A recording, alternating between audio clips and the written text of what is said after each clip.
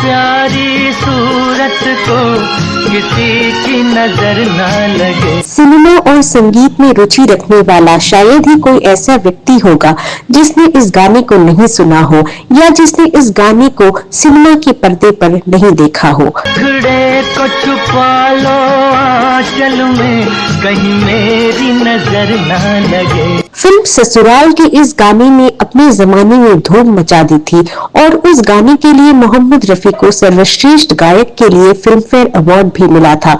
लेकिन क्या आप जानते हैं कि सिनेमा के पर्दे पर जुबली कुमार यानी राजेंद्र कुमार इस गाने को गाकर जिस हीरोइन की खूबसूरती की तारीफ करते हैं वो कौन थी? ये हीरोइन थी बी सरोजा देवी। घड़े को छुपा लो आंचल में, कहीं मेरी नजर ना लगे। कई लोग बी सरोजा देवी को वैजंती माला समझते रहे, लेकिन वैजंती माला नहीं बल्कि बी सरोजा देवी थी जिन्होंने दक्षिण की फिल्मों के साथ साथ हिंदी फिल्मों में भी अपनी खूबसूरती और अदाकारी का जौहर दिखाया। बी सरोजा देवी ने दिलीप कुमार, राजेंद्र कुमार और शम्मी कपूर जैसे टॉप के एक्टर्स के साथ कई फिल्मों में काम किया और उन पर कई लोकप्रिय गाने फिल्माए गए।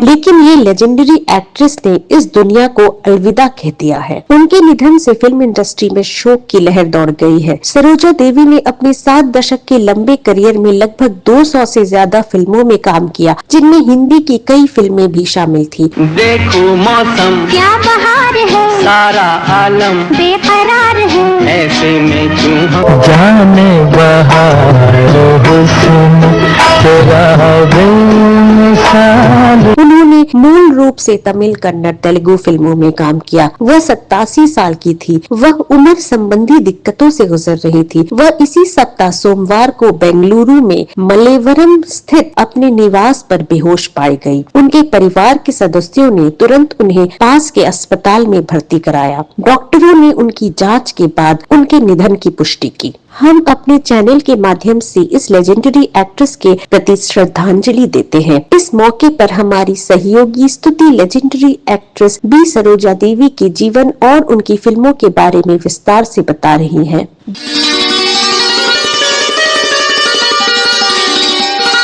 दोस्तों, बी सरोजा देवी का जन्म 7 जनवरी 1938 को बेंगलुरु में हुआ था। वह सरोजा देवी के नाम से जानी जाती हैं। उनके नाम के आगे लगे बी का मतलब है भैरप्पा, जो कि सरोजा देवी के पिताजी का नाम है। वह एक पुलिस ऑफिसर भी थे। सरोजा देवी के जन्म से पहले उनकी 3 बहनों का जन्म हो चुका था और उन्होंने अपने माता पिता की चौथी पुत्री के रूप में जन्म लिया। इसलिए उनके दादाजी नाराज हो गए थे। उन्होंने सरोजा देवी के पिता भैरप्पा को हुक्म दिया कि वह नवजात सरोजा को कहीं छोड़ आएं।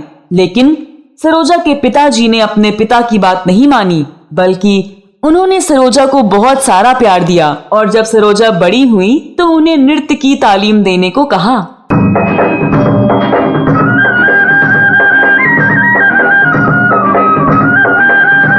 सरोजा को एक्टिंग और डांस से खासा लगाव था। उन्हें 13 साल की उम्र में ही फिल्म के ऑफर मिलने लगे थे। उनके पिताजी ने उन्हें फिल्मों में काम करने की अनुमति तो दे दी, लेकिन उन्हें स्विम सूट नहीं पहनने और स्लीवलेस ब्लाउज नहीं पहनने का सख्त निर्देश दिया। सरोजा देवी ने सबसे पहले सन 1955 में फिल्म महाकवि कालिदास में पर्दे पर दिखाई दी, जो कि एक कन्नड़ फिल्म थी। उस समय वह 17 साल की थी। साल 1955 में रिलीज हुई यह फिल्म कन्नड़ भाषा में बनी थी। तेलुगु सिनेमा में उन्होंने साल 1959 में पांडुरंगा महात्म्य के साथ शुरुआत की और 1970 के दशक के अंत तक कई सफल फिल्मों में अभिनय किया। उनकी पहली तमिल फिल्म नादोदी मन्नान थी, जो कि 1958 में रिलीज हुई। इस फिल्म ने उन्हें तमिल सिनेमा की शीर्ष अभिनेत्रियों में शामिल कर दिया। उन्होंने हिंदी के अलावा कन्नड़, तमिल, तेलुगु इन फिल्मों में काम किया है। उन्होंने 6 दशकों में लगभग 200 फिल्मों में अभिनय किया है। उन्हें अभिनय सरस्वती और कन्नड़थु पिंगली जैसे नामों से भी पुकारा जाता है। बी सरोजा देवी ने बहुत ही कम हिंदी फिल्मों में काम किया, लेकिन वैजयंती माला और पद्मिनी की तरह वह भी साउथ की सुपरस्टार हैं। सरोजा देवी की पहली हिंदी फिल्म 1958 में रिलीज हुई, जिसका नाम था पैगाम। इसमें उन्होंने दिलीप कुमार के साथ अभिनय किया था। इस फिल्म के मुख्य कलाकारों में दिलीप कुमार के अलावा राजकुमार और वैजंती माला थे। इस फिल्म में सरोजा देवी ने मील मालिक मोतीलाल की बेटी का किरदार निभाया था। इस फिल्म का वह सीन याद कीजिए जब दिलीप कुमार मील में काम कर रहे हैं और सरोजा वहां पर प्यार जताने आ जाती हैं और दिलीप कुमार उन्हें अनसुना कर देते हैं। हेलो रतन। नमस्ते। कल की पार्टी कैसी थी? क्या?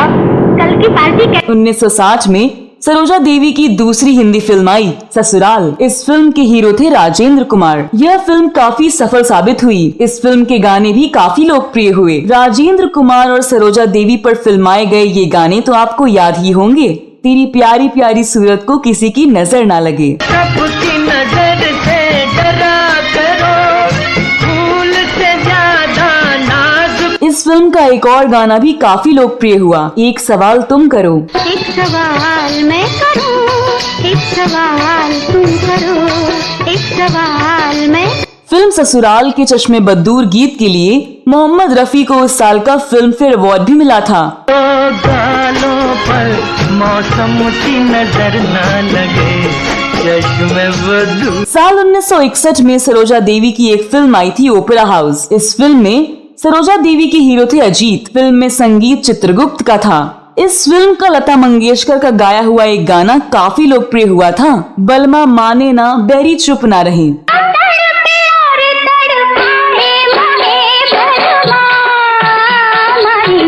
इस फिल्म में मुकेश और लता की आवाज में एक डुएट भी था। यह काफी मधुर गीत था। में जलवों की बरसात है, क्या मस्ताना है समा, क्या मतवाली रात। साल 1962 में सरोजा देवी की एक और फिल्म आई हांगकांग। फिल्म के हीरो थे अशोक कुमार। यह रंगीन फिल्म थी लेकिन बुरी तरह से असफल रही। कहा जाता है कि सिर्फ 3 दिनों में ही यह थिएटर से उतर गई थी। 1963 में उनकी फिर एक फिल्म आई प्यार किया तो डरना क्या। इस फिल्म के हीरो थे शम्मी कपूर। इस फिल्म में पृथ्वीराज कपूर भी थे। इस फिल्म के संगीतकार थे रवि। इस फिल्म का एक गीत तो काफी लोकप्रिय हुआ, जाने बहार हुस्न तेरा बेमिसाल है, वल्ला कमाल अरे वल्ला कमाल है।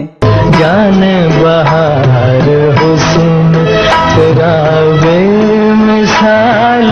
फिर 1964 में भी सरोजा देवी की एक फिल्म आई बेटी बेटे। इस फिल्म के हीरो थे सुनील दत्त। यह फिल्म भी सफल रही। इसी साल सरोजा देवी की एक और फिल्म आई दूज का चांद। फिल्म के निर्माता और हीरो थे भारत भूषण, लेकिन यह फिल्म बुरी तरह से फ्लॉप हुई और भारत भूषण को काफी आर्थिक नुकसान हुआ। अगले साल यानी 1965 में सरोजा देवी की शम्मी कपूर के साथ एक फिल्म आई प्रीत न जाने रीत। उसके बाद 1975 में सरोजा देवी की एक फिल्म आई थी श्री राम वनवास। फिल्म के हीरो थे रवि प्रसाद। यह शायद डब्ड फिल्म थी।